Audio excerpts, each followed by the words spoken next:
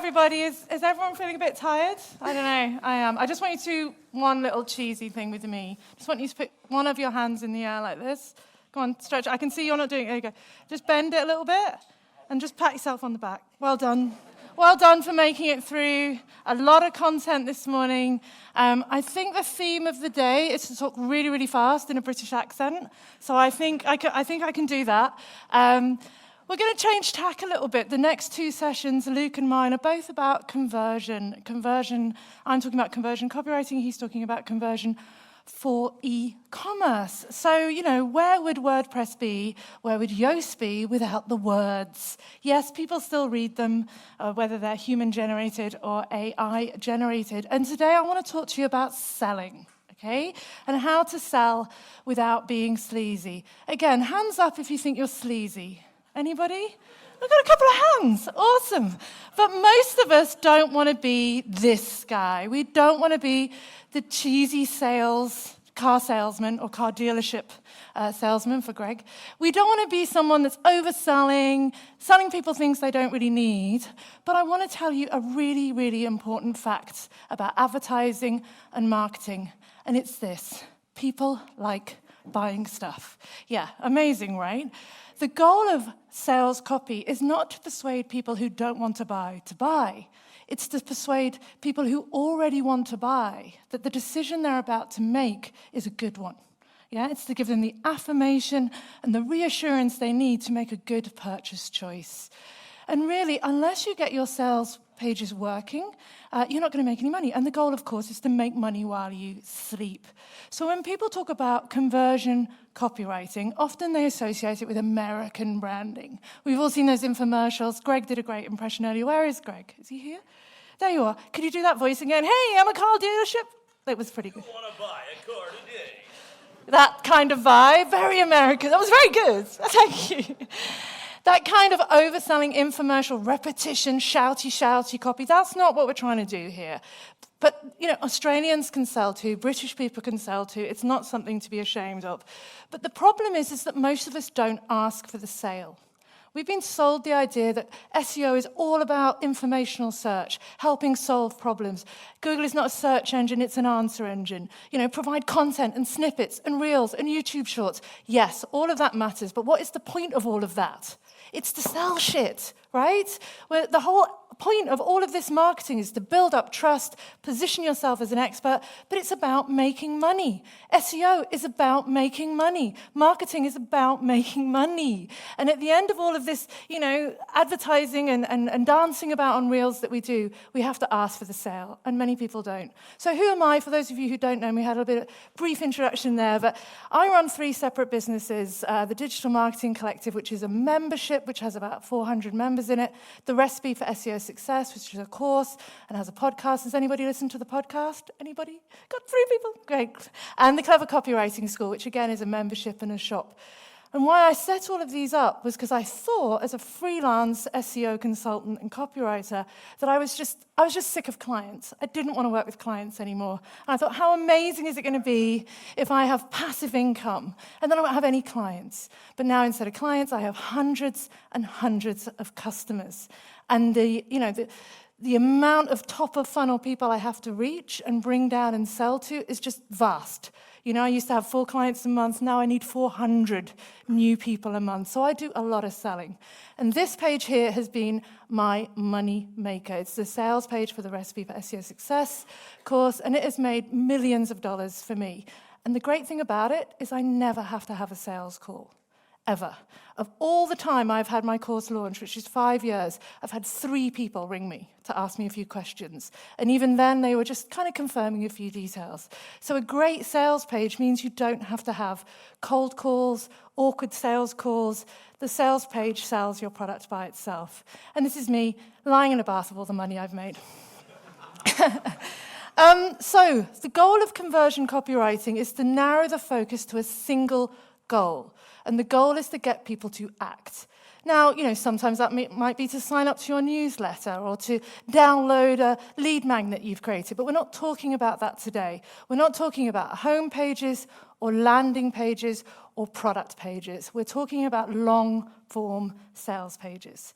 And these sales pages can help you sell a range of things, yeah? Courses, memberships, events, coaching, but most importantly, services.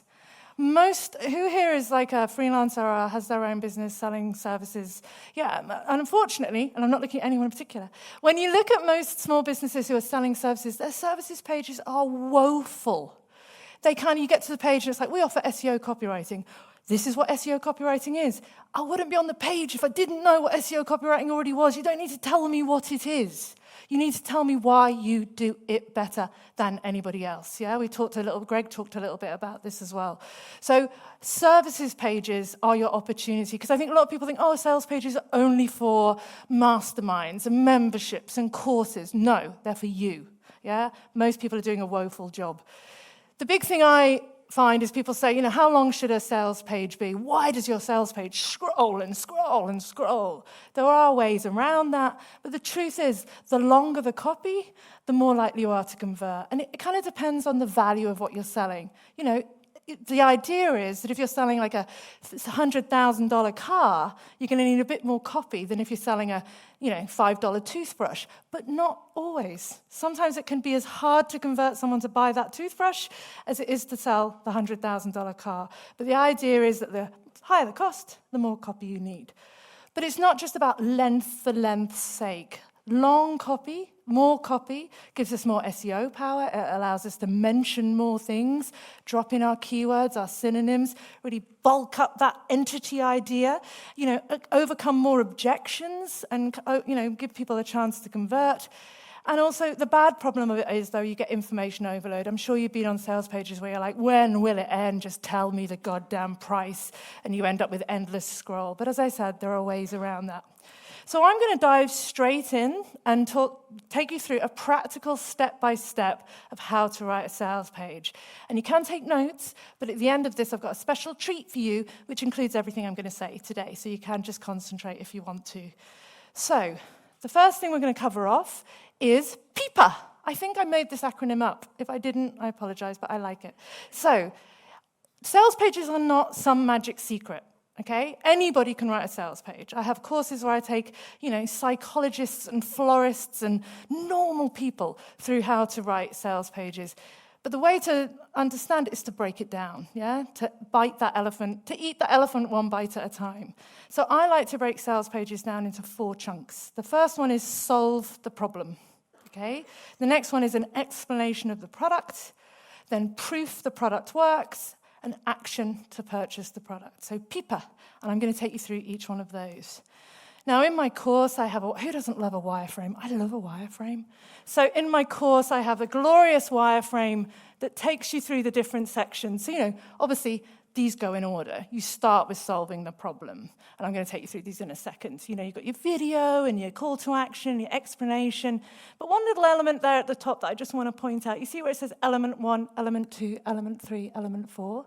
In sales pages, it's a really good idea to have a micro nav. So I don't believe in putting sales pages outside of the site. I think they should be within your site, with your primary nav and your branding and your logo at the top. But then you can have a secondary nav within your sales page, which has things like about, FAQ, pricing. And what that does is serve the person who just wants the price. They can click on the pricing element and scroll all the way down, jump all the way down, anchor link to the bottom where the pricing is. Still scrolling through all that good stuff. But if someone is entirely driven by price, don't make it hard for them to find the price. Just give them the price. And remember that whenever we're building pages on the web, as you all know, we're not just serving the first-time visitor.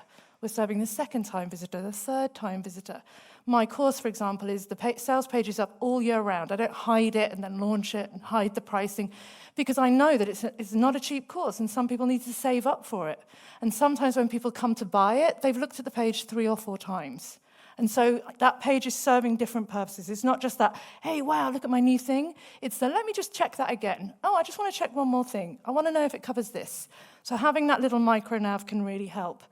So then we break down the product. We have an explanation. We have proof the product works. And then we get into the action steps. But I'm going to take you through these now. So obviously the first thing to do, it sounds really obvious, is what are you selling? But obviously you're going to have the name of the thing, but you need to get a bit deeper. You need to dig in some questions. Why do people buy my product? How do they feel after buying my product? And what would stop them from buying my products? These are the real crucial questions. I find marketers all too often get into demographics, and start talking about, it's women age this to this and who drive a Volvo. I don't care. Think about emotions. Selling is it's an emotional experience. Yeah, we all know how we feel when we buy something and we instantly regret it. It's a horrible emotional feeling. It's not often intellectual. Sometimes we don't even know why we buy what we buy. I'm sure you've all been scrolling on Instagram, buy something random after a glass of wine. It turns up 3 weeks later and you're like, what the hell even is this, right? We've all been there. Selling is an emotional business. So you can rationalize it as much as you like. You can data the crap out of it. But at the end of the day, it's an emotional business. So ask yourself, how will people feel and what will stop them buying?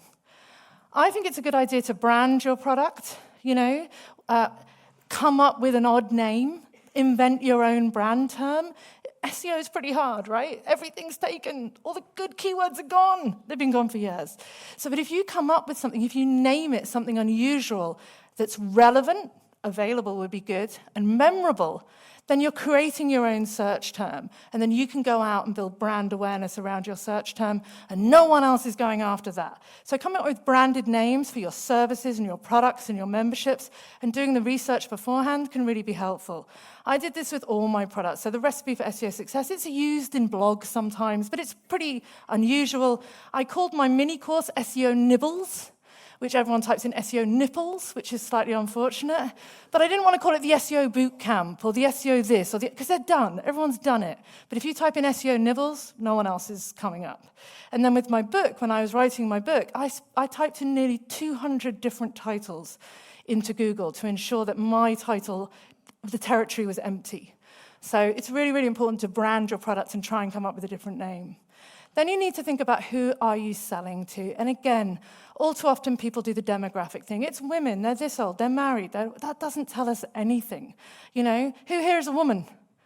Okay, we've all got everything in common. We should all get on immediately, but just because we're women, okay? Of course not, it's nonsense. None of that ties any kind of marketing strategy together. So I prefer to use the BDF method. And as you may have noticed, I also love an acronym. So BDF stands for preconceived beliefs, deepest desires, and darkest fears. So I'm going to give a little example here. We'll pick lawyers, okay? Tell me a preconceived belief about a lawyer. Anybody? Shout it out. Els, what's a expensive. Fantastic. Tell me if you were about to hire a lawyer to deal with your divorce, what would your deepest desire be? That you get all the money. I love that. It might be that it's really conflict-free, and that it happens really smoothly. And your darkest fear. What's your fear about working with a lawyer? They're going to overbill you. Yeah. So these are all common things. Maybe they're going to talk to you in legalese or jargon. So we need to make sure on our sales page that we address the BDF, okay? Straight out there, are you worried that we're going to be too expensive? We're not. We are transparent about our pricing. We will show you everything we're billing. We track our time. We'll never overcharge you. Your deepest desire is that you're going to get all the money. We're a win, no fee. Lawyers, we have a great success rate. 87% of our cases are resolved within 4 weeks, whatever, right? Darkest fear, you're going to talk to me in legalese. We're plain-speaking lawyers.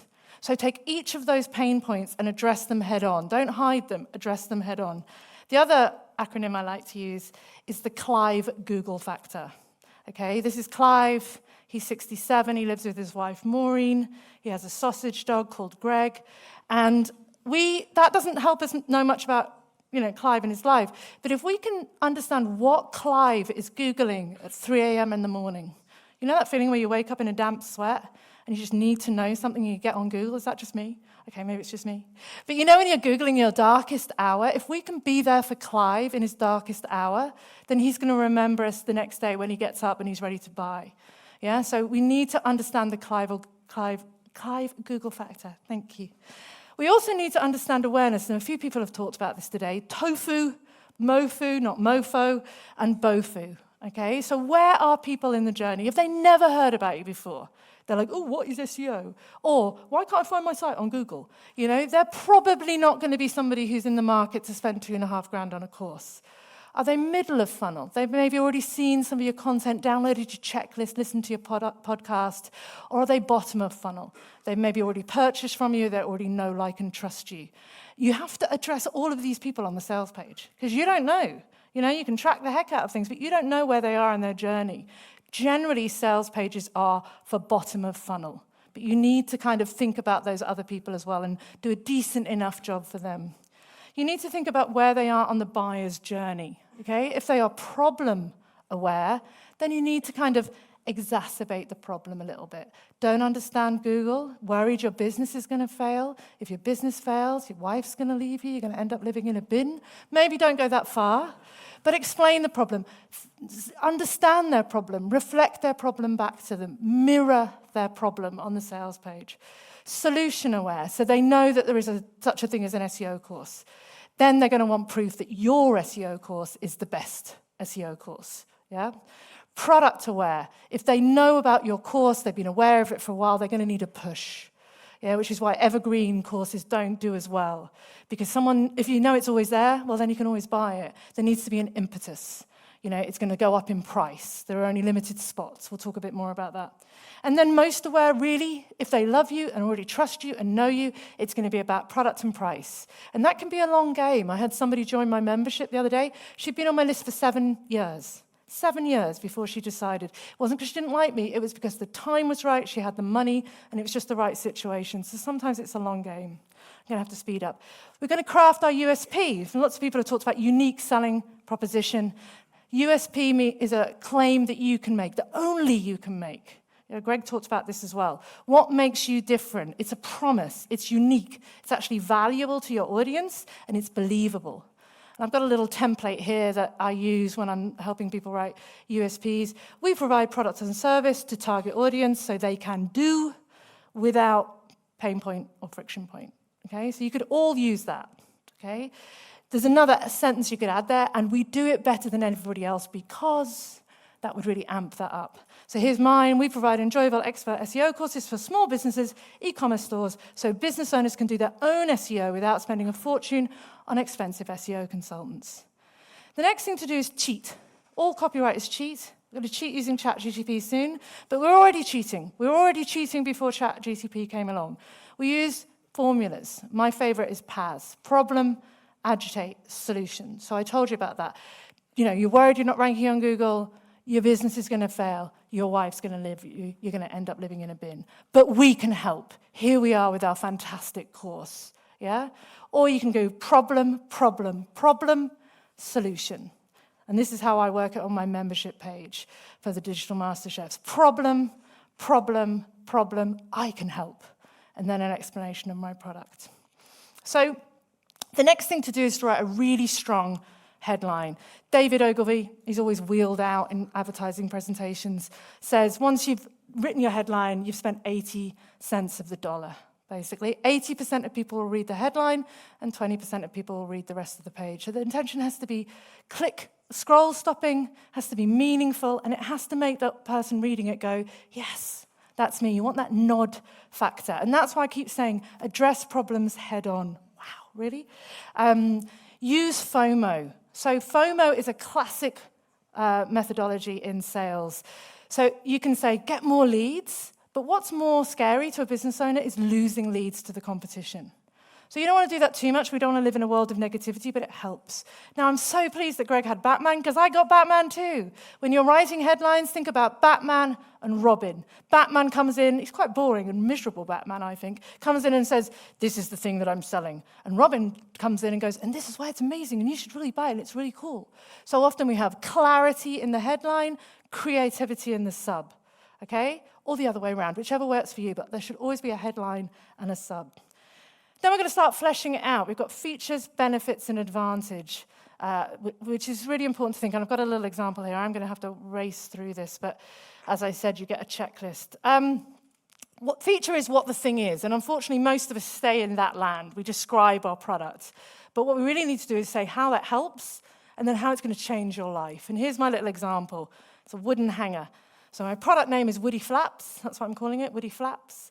What is it? It's a foldable wooden clothes hanger. If I talk about features, I'd just say it's made of wood. weighs 100 grams, and it folds. But what I really need to say is it's long-lasting, it's lightweight, and it's easy to pack. But no, even that's not interesting. How is it going to change my life? Yeah? I'll never have creased clothes again. I'm always going to look great. I won't have to wait for reception to bring up more hangers. It's really annoying. And my whole travel experience is going to be less stressful. Yeah? So we sell the advantage. We sell the dream. Using statistics is super powerful. So saying, 9 out of 10 travelers do this, as long as it's true and backed up by facts. And specificity. Again, you don't want to say we've worked with loads of clients. You want to say we've worked with 287 clients. Yeah, specificity adds credibility. Telling a story is crucial in marketing.